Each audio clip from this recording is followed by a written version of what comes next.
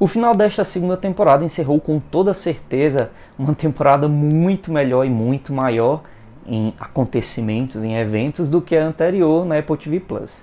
Nós contamos com encenações e cenários melhor desenvolvidos, personagens mais profundos, e a história pôde espalhar-se em núcleos maiores, nos poupando daquela órbita em torno da Gal e do Salvor, que foi muito pesada e muito triste na primeira temporada, pelo menos. Muito embora eu também precise reconhecer nesse momento que a personagem da Salvor Hard tenha evoluído bastante ao longo da segunda temporada e se tornado sim mais interessante, mesmo diante do seu triste e aparentemente antecipado desfecho. No final do 9º episódio, Terminus foi destruído pelo irmão Dia, o Imperador, e neste 10º episódio nós começamos descobrindo que ele deseja continuar com a destruição dos demais planetas que formam aquela aliança na periferia da galáxia, né? Aquela aliança com a Fundação. Diante disso e do luto que experiencia naquele momento, o general Barry Rose finalmente recusa a obedecer ao tempo que o trambiqueiro Robert Mello revela que fizera sim um acordo com a Colmeia de Navegadores para que naquele momento ocorresse uma sequência de saltos que destruiria completamente aquela frota imperial, que propositadamente também, né, encontrava-se toda concentrada ali. O episódio é rico em cenas de ação naquele cenário espacial, incluindo uma bem coreografada cena de luta entre o irmão Dia e o general Barry Rose, com um desfecho, digamos assim, à altura do dinamismo do Imperador. O androide Demerzel estranhamente tinha repentinamente retornado para Trantor, aparentemente após receber algum sinal de que o irmão Crepúsculo havia invadido aquela espécie de santuário onde o androide passara tanto tempo aprisionado. E é neste momento que a história contada anteriormente é acrescida de mais detalhes. E então nós acabamos descobrindo que Demerzel possui limitações em sua programação que a impedem, por exemplo, de ser verdadeiramente livre. Descobrimos ainda que diante de tão grande ausência de liberdade, o androide Demerzel acaba por exercer uma espécie de poder paralelo, ali de bastidores, das sombras.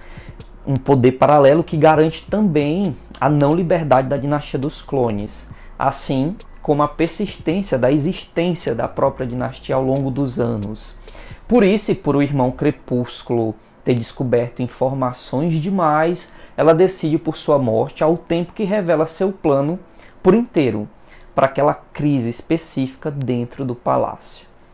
Desde o início, a androide planejara o ataque sofrido pelo Imperador Dia lá no começo desta temporada com a intenção de implantar falsas provas que fossem descobertas pela investigação para condenar a rainha Sareth à morte e assim impedir o casamento do irmão Dia com a rainha e assim também impedir o fim da dinastia dos clones.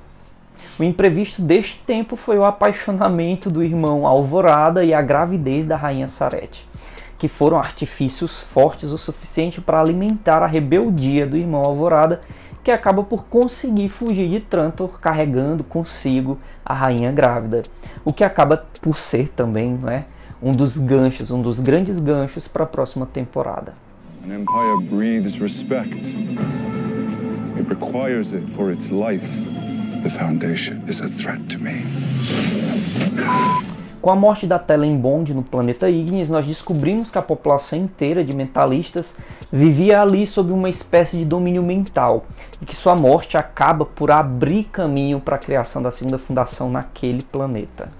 E o detalhe que mais me incomoda neste núcleo é que a Telen era uma personagem muito forte mentalmente, tão forte que ela era capaz de subjugar toda a população daquele planeta, ao tempo que ela também podia ouvir aos pensamentos de outros mentalistas, mesmo aqueles em planetas muito distantes. Afinal, foi este o mecanismo usado por ela para encontrar e atrair Gal, e isso fica muito bem explicado nos episódios anteriores. Porém, entretanto, todavia, todo este poder não teria sido suficiente para evitar que a personagem da Telen Bond fosse ludibriada pela inexperiente mentalista Gal Dornick. E agora o vivo novamente Harry Seldon, que nem mentalista é, mas que conseguiu esconder-se mentalmente junto com a Gal. Enfim, só para deixar registrado que estas liberdades de roteiro presentes neste núcleo fazem com que eu continue achando que este é o núcleo, é o pior núcleo de toda a temporada. Na sequência, Helen Bond faz ainda uma última aparição, tomando o corpo do menino Josias e tentando matar Gal. E assim acaba por acertar mortalmente a Salvor, o que foi uma pena, porque logo agora a personagem dava saltos de evolução, né? Dava saltos de melhora dentro da história. E o argumento usado pelo roteiro aqui é que os personagens poderiam sim mudar o futuro visto por Gal, e que isto, digamos, reacenderia a esperança na luta deles pelo sucesso da fundação e a consequente, também, digamos, abreviação, né? Abreviamento dos anos de barbárie previstos pela psicohistória.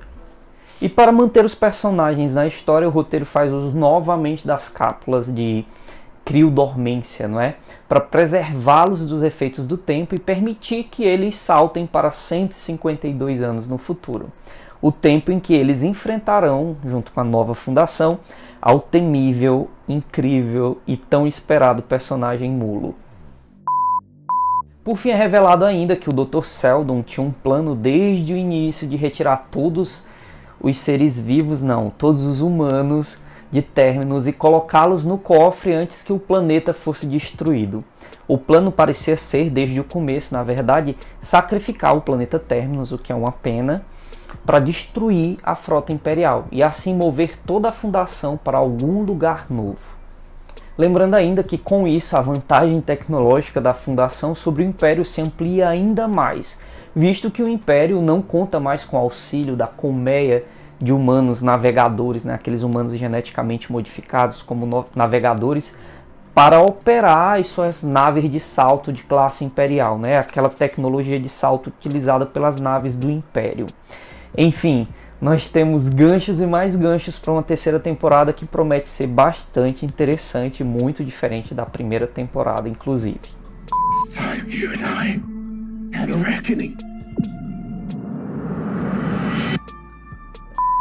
Bom, pessoal, a história da Fundação é gigantesca, cheia de elementos muito interessantes, instigantes, inclusive, e tem sido muito bom acompanhar o seriado, porque você pesca, né, aquelas referências presentes e você lembra, quem conhece os livros, lembra bastante de alguns detalhes que são apresentados, às vezes até de forma mais sutil. Existem coincidências nas histórias dos livros com a história do seriado, mas também existem muitos elementos que não conversam entre essas duas plataformas.